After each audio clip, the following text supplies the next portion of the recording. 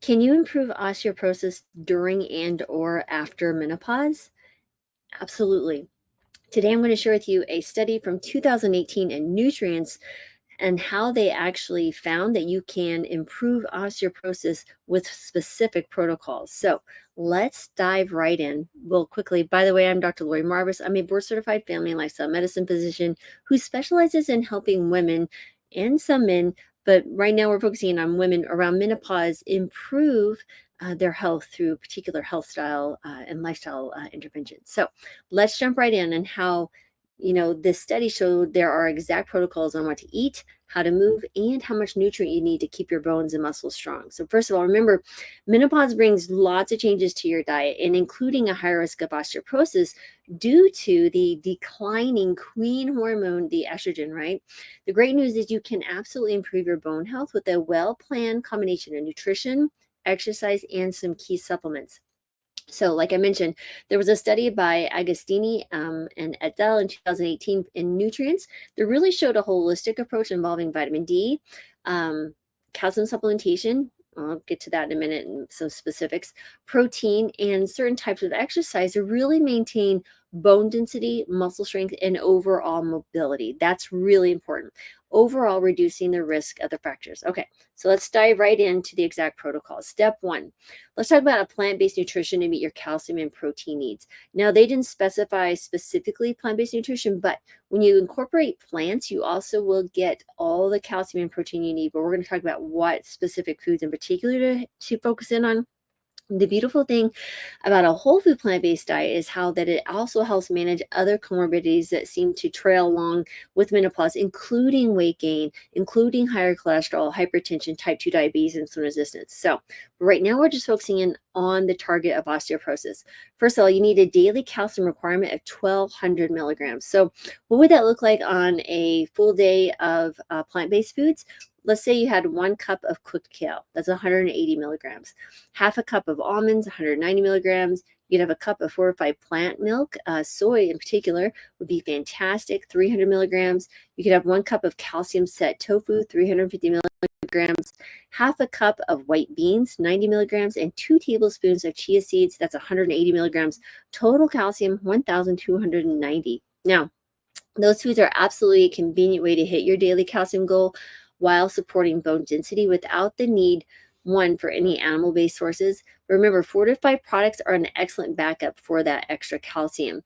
Now, sometimes you may need a very small amount of calcium supplement. I would say I would be hesitant to go over 200 milligrams in a particular dose. If you do require more than that, I would divide those up for various reasons. But again, that's how we can manage the calcium. And you can be flexible in whatever other foods. I'm just giving you an idea of what that might look like.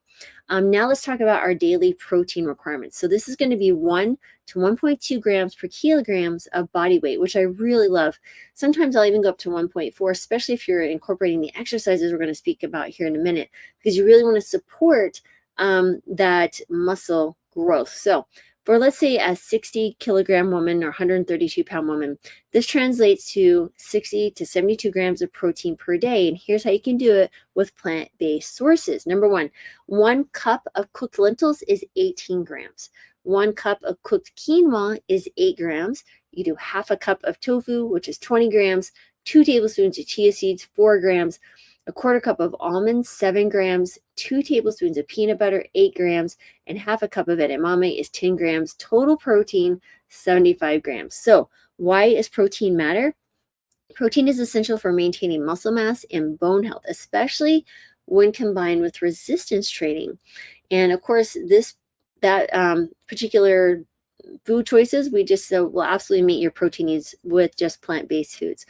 Step two is the role of vitamin D in bone health, right? So what they recommended is a daily dose of 800 to 1,000 IUs daily. I found that most folks need around 2,000 IUs to meet that minimum 30 threshold on your labs. So why is vitamin D important? Vitamin D helps your body absorb calcium and it supports your muscle function. Again, then reducing the risk of falls and fractures. How to get it? Well, of course, do regular exercise in sunlight if possible. And again, you can add in fortified foods or supplements. All sorts of things can occur, especially as we're entering into colder season, if you're at higher latitudes, you may find you require a little bit more. Step 3 is exercise protocol to strengthen bones and muscles. So let's talk about exactly what would be beneficial and why.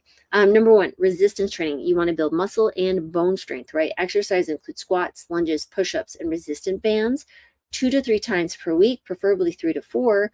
But reps and sets, 8 to 12 repetitions for 2 to 3 sets. Why? This builds muscle mass, it strengthens bones, and overall stability. Again, remember the bone is a direct result of it being used and lifting things. So when the muscle density or the muscle mass increases, so will your bone density. So very, very important that this is a yin and a yang. So one gets better, so does the other. So you just really want to start building that circle of beautiful things. Number 2, another type of exercise you could do to stimulate bone growth is brisk walking, jogging, stair climbing, or dancing. Frequency, minimally 5 days a week. Try to get 30 to 45 minutes per day. And why it matters is these actually stimulate bone formation and improve your cardiovascular health. Again, so important is to look at the holistic piece of this. Number 3 is balance and flexibility exercises, because this will prevent falls and fractures, okay? So you have build muscles and bone strength, and then you have stimulate bone growth, and then you have the balance and flexibility. That could be yoga, tai chi, balance drills, like let's say single leg stands. And I would do that 2 to 3 times per week. Again, it reduces the risk of falls by improving your balance and coordination. So what do you want to do? Again, the summary: combining plant-based nutrition, exercise, and supplementation as needed with calcium at 1,200 milligrams, 800 to 1,000 IU of vitamin D, most likely up to 2,000, 1 to 1.2 grams of protein per kilogram of body weight. Okay. And there you have it. So if you like this type of information and want to learn more about how to master menopause and feel fabulous, well, I have a free webinar. The link is below. Feel free to join. I'm happy to share with you what you're going to learn. Are the 3 top mistakes women make in menopause, and then my 5-step blueprint to really master menopause and feel absolutely fabulous. Important thing to know here is you'll learn through the webinar a few different things, but this is so, so key. So many things that you can do. But again, if you like this type of information, please hit subscribe, and I will be happy to see you later, maybe tomorrow, on some other topic that will benefit you and your health. Again, as always, I'm so grateful for you for being here, sending joy, love, and gratitude and healing to you and your family. And yes, because we all need more of that in our lives and in this world. So have a good day, everyone.